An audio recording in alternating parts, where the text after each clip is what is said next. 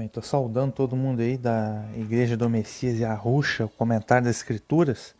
Então estou saudando todos aí com a graça e paz da paz do Eterno Yahweh, o Senhor dos Exércitos, nosso Pai, e da Yahushua Hamashia, nosso Messias e Salvador. A gente tem um quadro aqui chamado Redescobrindo o Apocalipse. Esse é o quadro Redescobrindo o Apocalipse. A gente está tratando aqui Na verdade, a gente está numa jornada rumo ao capítulo 22, né? E já adentramos no Apocalipse capítulo 13, estamos estudando sobre o mistério da besta. Então esse é o quadro Redescobrindo o Apocalipse.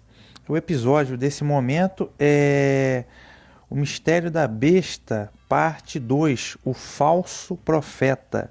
O mistério da besta, parte 2, o falso profeta. Então, é a segunda parte do Apocalipse, capítulo 13, que estamos estudando nesse momento. Então, é claro que é fundamental você ir na playlist Redescobrindo o Apocalipse.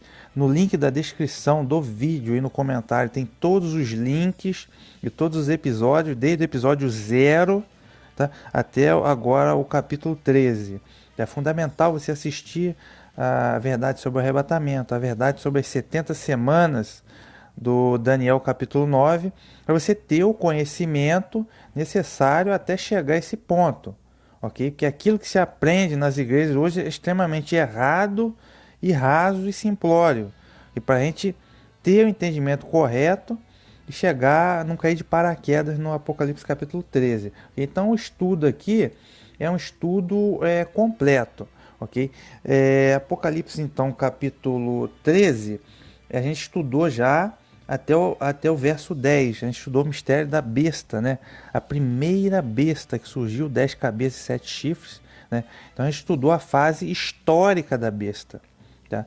Que é o papismo medieval, a Idade Média, né? A Igreja Romana, o Sacro Império Romano, a união de uma religião imperial, que era o catolicismo, de uma aristocracia romana que tomou as rédeas do poder e fez uma estrutura mundial de poder que durou mais de 1000 anos, né? Com uma religião universal, os exércitos que se uniram no Império Bizantino, né? As tribos bárbaras. A gente analisou tudo isso no episódio passado. Então foi a fase histórica da besta, essa fase histórica que acabou no ano 1798, né? Quando a Revolução Francesa, o general Berthier e Napoleão levaram o Papa Pio ao cativeiro, terminando assim o poder temporal e político do papado, né? Do papismo. Aí nesse momento a gente diz que a besta, né? A cabeça da besta levou um golpe mortal, foi ferido pela espada. E a ferida mortal vem se curando, né? E vai adentrar daqui a algum tempo a nova ordem mundial, tá? Então a gente viu o componente da besta, as 7 cabeças, né, que é o governo mundial, possivelmente dividido em 7 partes, 7 blocos, né, que é a besta política.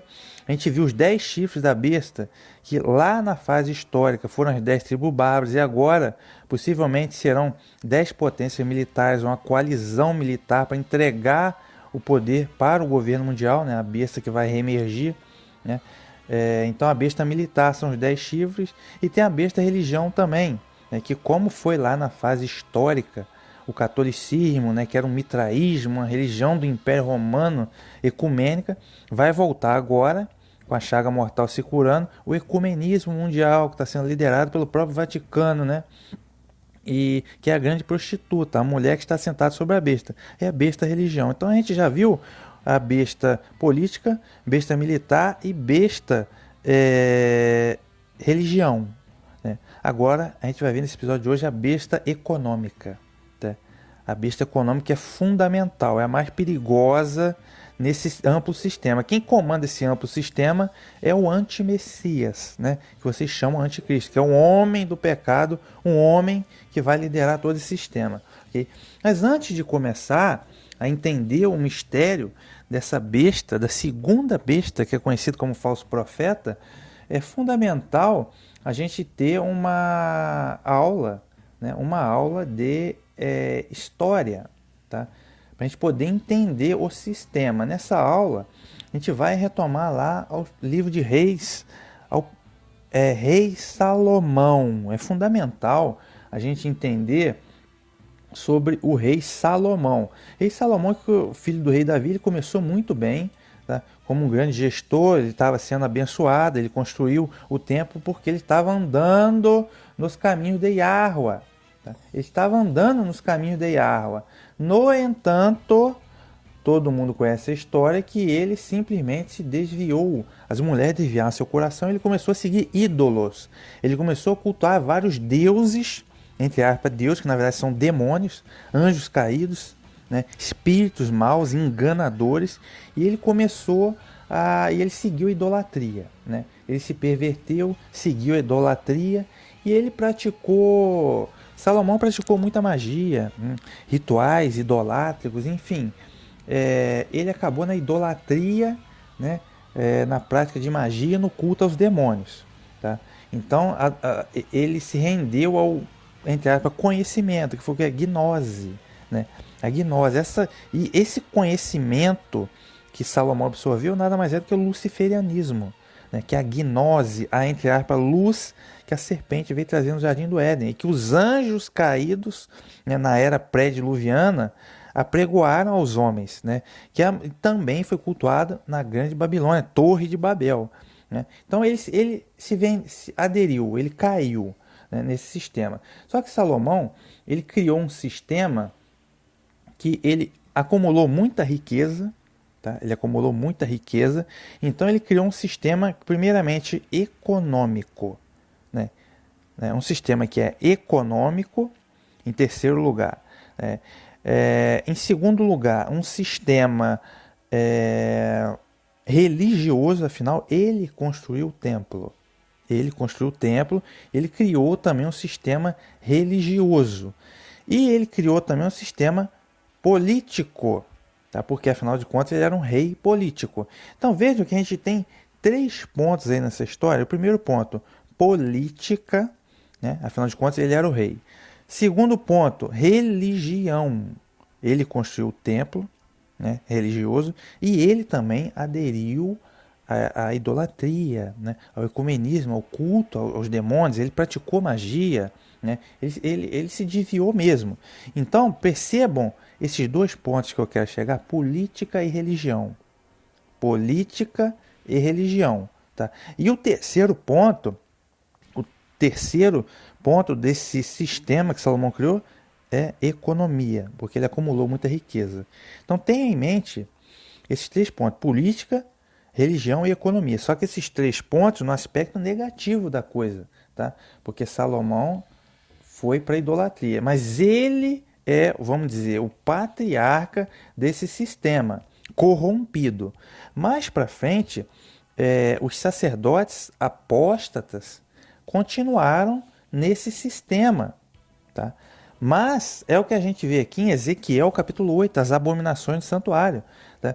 Que Yahweh levou o profeta, né, a visão na qual ele viu que as pessoas dentro do templo, as pessoas e os sacerdotes dentro do templo, adorando demônios. A imagem de Tamuz, o príncipe da Babilônia, estava lá no templo, as mulheres chorando no pátio do templo. A imagem dos ciúmes estava lá no templo também. Tá? Eles estavam adorando o sol, isso é fundamental, adorando o sol dentro do templo, os sacerdotes. Quer dizer, qual religião que adora o sol hoje? Você já ouviu falar no Natal? Pois é, Natal não é o nascimento do Messias, é a adoração ao sol invencível. Tá? Ao Mitra, que é lá o sol invencível do Império Romano, que o catolicismo abraçou e fez aquela coisa toda, né? Abraçou do Natal, do domingo, dia do sol invencível, né? Desde aquela época, desde Babilônia. Os anjos caídos ensinaram os homens a adorar o sol, né? Adoração ao sol e à lua. Tenho isso em mente. E também, tem até uma peculiaridade aqui, eles viam várias imagens, o pessoal estava adorando dentro do templo imagens na parede de répteis, de várias abominações. Quem eles estavam adorando? Eles estavam praticando culto que era praticado na Babilônia antiga, e antes disso, lá, antes do dilúvio, eles estavam adorando demônios, néfilins, que foi as aberrações, né? A prole dos anjos caídos com as mulheres. Os próprios anjos caídos, muitos tinham forma de serpente, né? Então, ou seja, percebam que eles estavam adorando dentro do templo. Dentro do templo, eles estavam adorando isso. E agora um detalhe interessante, aqui no Ezequiel capítulo 8, verso 17, né? Eles estavam adorando abominações, né? E enchido a terra de violência, tornam a irritar-me e ei-los a chegar o ramo ao seu nariz. Né? Eles voltam a chegar o ramo ao seu nariz. O que é isso? Chegar o ramo ao nariz é um ritual antiquíssimo. Tá? Que ritual é esse que é praticado hoje dentro da maçonaria, a loja do bode. Tá? E desde essa época, esses caras adoravam o bode. Tá? Que é o Bafomé, o bode da maçonaria. Tá? Que é coisa antiquíssima. Então, possivelmente, Salomão adorou o bode também. Tá? Então, chegar o ramo ao nariz, isso, se eu não me engano, é em alguns funerais e alguns rituais que os maçons fazem isso. Vem dessa época aqui. Tá? Aí você começa a entender porque que a maçonaria tem o templo, tem as duas colunas, o templo de Salomão, Jaquim e Boaz, as duas colunas da maçonaria, que eles cultuam que Salomão foi o primeiro maçom. Você começa a entender o que está acontecendo. Tá? Mais para frente, no tempo do Messias, quem matou os Messias? Né? Os romanos executaram a sentença. Agora, quem arquitetou toda a trama para matar o Messias, o Filho do Altíssimo, foram esses próprios, não se pode chamá-los de judeus ou israelitas, foram os próprios verdadeiros, né? Foi essa própria sinagoga de Satanás que matou eles. Né? Os sacerdotes, os fariseus, os saduceus arquitetaram a trama dele, porque o Messias é uma pessoa correta. Né? O Messias não se entregou a esse sistema. Então, quem matou o Messias foi esse mesmo sistema religioso apóstata matou o Messias. Okay? Então, a gente começa a entender muita coisa. Né? Como havia um grande comércio, né, ao redor do templo, aí você começa a entender a religião com a economia. Como os saduceus do templo eram ligados no conchavo a dominação romana para manter os privilégios dele, aí entra também a política, como eles queriam e querem até hoje um Messias político para sustentar todo esse sistema. Então percebam, o mesmo sistema matou o Messias. Mais para frente a gente vai chegar à Idade Média. Tá? Chegando à Idade Média, é fundamental a gente falar dos cavaleiros templários.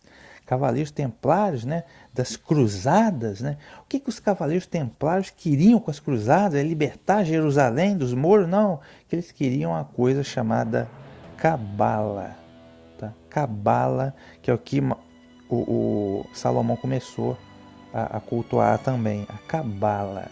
O que é a cabala? A cabala, se você estudar, ela nada mais é do que o luciferianismo, tá? Que é o conhecimento da serpente, né, e dos anjos caídos que passaram esse conhecimento. Então, cabala nada mais é do que luciferianismo e, em última instância, satanismo. Tá? É magia, né? É gnose. Tá? Então, eles foram atrás desse conhecimento porque eles acreditavam que esse conhecimento ia dar a eles o poder, né, mundial, né? O conhecimento da cabala. Então, toda aquela guerra sangrenta da Inquisição era para tomar a cabala, para que os muçulmanos não tomassem a cabala. E o que tem a ver os cavaleiros templários com a sinagoga de Satanás? Tem tudo a ver. Okay? O que une eles é justamente a cabala.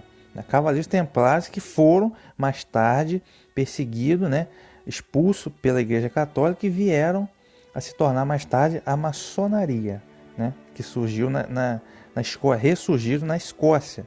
Tá? Então eles, Cavaleiros Templários, cultuavam o bode. Tá? Então tem tudo a ver, uma vez que eles se tornaram a maçonaria. E a maçonaria é um braço da sinagoga de Satanás. Tá? Eles estão totalmente unidos até hoje. Por isso que eles cultuam tanto o símbolo do templo, as duas colunas do templo, o rei Salomão, é o templo de Salomão. Deu para entender? Então eles têm tudo a ver com... Eles são um braço da sinagoga de Satanás. Né? Agora a gente já entrou na Idade Média, né? Da Era Comum. Então, hoje eles são o que se chama maçonaria. E falando em sinagoga de Satanás, é fundamental falar do Brasil também. Tá? Porque o Brasil foi colonizado, né, Por os portugueses, os judeus não estão na história, mas eles são fundamentais na história do Brasil. Quando Pedro Álvares Cabral desembarcou aqui, o assistente dele era conhecido como Gaspar das Índias, tá? E Gaspar das Índias era, na verdade, judeu, né? Falsamente convertido ao cristianismo católico, o que se chama de o criptojudeu, ou judeu marrano, ou cristãos novos. É fundamental a gente conhecer o criptojudeu, porque quem começou a explorar o pau-brasil, né, não foram os portugueses exatamente. Os portugueses estavam iludidos com a Índia por causa do lobby judaico na coroa portuguesa, jogando os portugueses para a Índia. E eles estavam explorando o pau-brasil aqui, por dezenas de anos exploraram o pau-brasil aqui. Tá? Depois roubaram, né, esses criptojudeus roubaram muito engenho de açúcar, né, de outras pessoas, né, exploraram também o comércio do açúcar. E o comércio de escravos africanos, eles exploraram muito. Inclusive, Fernando de Noronha, que é o nome daquela ilha, ele, na verdade, Fernando de Noronha era o nome católico dele, mas na verdade ele era judeu, né, e escravocrata. Então eles exploraram bastante o Brasil, só que a história não menciona eles. Tá? Sinagoga de Satanás aqui no Brasil, na história do Brasil. E a gente precisa entender também um pouco falando de maçonaria, né, Revolução Francesa, sempre junto, maçonaria com a Sinagoga de Satanás. Tá? E eles seguem até hoje o chamado Protocolo dos Sábios de Sião. Tá? É fundamental a gente entender isso. Protocolo dos Sábios de Sião, que é o modus operandi que eles seguem. Isso que eu falei aqui da maçonaria Sinagoga de Satanás no Brasil, você precisa conhecer um autor brasileiro chamado Gustavo Barroso. Tá? Gustavo Barroso. Ele é um primeiro brasileiro a denunciar a nova ordem mundial. E Gustavo Barroso, a obra dele, chamada História Secreta do Brasil, ele conta tudo acerca desses criptojudeus. Tá? E outra obra dele, que foi também os Protocolos dos Sábios de Sião, que ele denuncia isso também, ok? Agora, a Revolução Francesa foi impulsionada pela maçonaria. Basta você ver a Wikipédia, tá? Que confessa a questão. Só que antes disso, eles queriam, já na Reforma Protestante, século 1500, nos pensadores humanistas, eles criaram o humanismo. Eles quem? A Sinagoga de Satanás. Tá? Juntamente com a maçonaria, para quê? Para destruir a velha ordem, que era a monarquia e o cristianismo católico. E eles conseguiram. Né? Instituíram a democracia e a república. Enfim, então eles estavam atuantes lá na Reforma Protestante para rachar o cristianismo, dividir para conquistar. Eles conseguiram. Mais para frente, foi todo o ateísmo, humanismo, tudo isso foram eles que criaram. Tá? E também a Revolução Francesa, aí criaram a república e a democracia. Tá? E isso acabou sendo fundamental para vários países se tornarem, entre aspas, independentes. Na verdade, a maçonaria tomou vários países, né, sobre a, entre aspas, independência. Foi o caso do Brasil. Né? 1922, né, na onda da Revolução Francesa, a independência, depois 1989, a república. Tudo no modo da Revolução Francesa. Então, percebam, eles criaram esse sistema. Tá? E voltando lá atrás, sistema político. Tá? Voltando lá atrás, no Cavaleiro Templário, eles criaram um sistema diabólico, que foi o quê? O sistema de escravização, tá? Mediante a dívida. Né? A Igreja Católica ficou muito endividada com eles. Né? E o rei Filipe IV, se eu não me engano, o Belo da França, também estava endividado. Aí eles se uniram para botar os Cavaleiros Templários na clandestinidade. Tá? Mas eles criaram um sistema que eles começaram a acumular riquezas e terras e bens e a endividar os seus, a endividar pessoas, né? E instituições. Então começaram a escravizar através das dívidas. Tá? Esse sistema que os Cavaleiros Templários criaram foi a base do sistema de banqueiros que a gente tem hoje. Tá? O sistema de exploração da usura através de bancos hoje. É fundamental a gente entender isso também. Tá? Revolução Francesa, de modo que a gente chega aos dias atuais. Tá? É importante a gente entender o sistema que é o mesmo sistema que Salomão criou. Tá? Então, chegando nos dias atuais, a gente precisa saber quem é que manda, quem são os donos do poder mundial. Tá? Por exemplo, quem é dono do poder no Brasil? Ah, são os políticos? É claro que não. Tá? Ah, é o Bolsonaro, o presidente que manda. O presidente não manda nada. Não é a política que manda. Tá? Quem manda está quem da política. Quem é que manda? É quem tem dinheiro. Quem manda é quem tem dinheiro. Então, quem é que manda? Por exemplo, no Brasil, são os grandes banqueiros e grandes corporações. Quem é que manda no mundo? Não é a ONU. Tá? Quem manda está debaixo, atrás da cortina, comandando a ONU, comandando a política. Quem é que comanda tudo é quem tem dinheiro. E quem tem dinheiro, quem são os donos do poder mundial, tá? São os grandes banqueiros e as grandes corporações. E o que isso tem a ver com a sinagoga de Satanás, com o sistema que Salomão criou? Tem tudo a ver, porque os grandes banqueiros, donos do poder mundial, são judeus. Tá? Essa é a grande realidade. Tá? E donos de grandes corporações, grande parte deles também são judeus. Tá? Os criptojudeus, né? Que os antigos criptojudeus, né, criaram o sistema. E, por exemplo, no Brasil, o homem mais rico que morreu recentemente é Jacob do Banco Safra, judeu. Por exemplo, os maiores banqueiros do mundo, a família Rothschild, detentores do Tesouro do Vaticano e dos Estados Unidos da América. Né? Eles que são do Reino Unido, são pseudo, vamos dizer, judeus também. Poderia citar também a famosa família Rockefeller, né, de grandes corporações que são judeus. Né. Poderia citar também George Soros, ultra especulador mundial, que é também judeu. Aí a gente dá um destaque para os Askenazim, né, porque a máfia, eles são na verdade uma grande máfia. E eles surgiram na Casária, antiga Casária na Rússia, e se refugiaram no leste europeu. Por isso que eles são chamados de a máfia dos Casares Askenazes. Tá? E grandes banqueiros e grandes corporações judaicas é o que é hoje a sinagoga de Satanás. Eles seguem a Cabala e o Talmud. Geralmente aqueles cripto-judeus eram talmúdicos, eles seguiam o Talmud. Então, para eles, o gentio é como se fosse um bicho, um lixo, tá? Que é escravo deles. Essa é isso que o Talmud ensina. Os gentios são escravos dele. Okay? Então, eles são os donos do poder mundial. Eles é que apregou um globalismo, que é o que? Um governo mundial. Tá? E eles é que apregou a chamada nova ordem mundial, New World Order. Tá? Então a cabeça, quem é a cabeça que comanda o mundo hoje?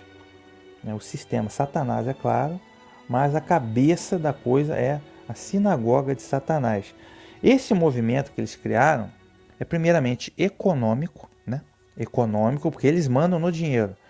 E é um sistema também político, aí a gente precisa conhecer, que é o globalismo. É um governo mundial, né, o foco desse governo não é Roma, é Jerusalém.